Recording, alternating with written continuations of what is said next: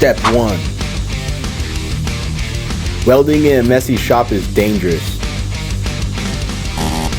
Make sure to always clean up your station.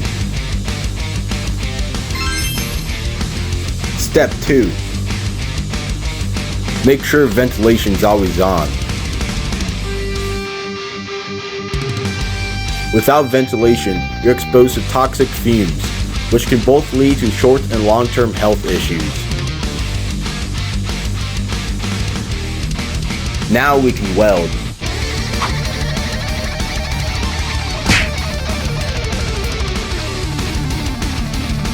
Make sure to check your gas lines for any leaks and keep that tank secured.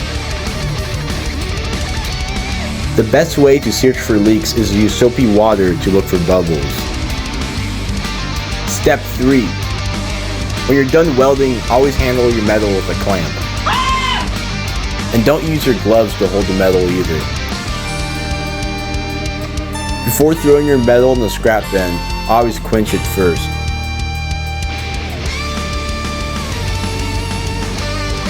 And once you're finished for the day, put away your welder.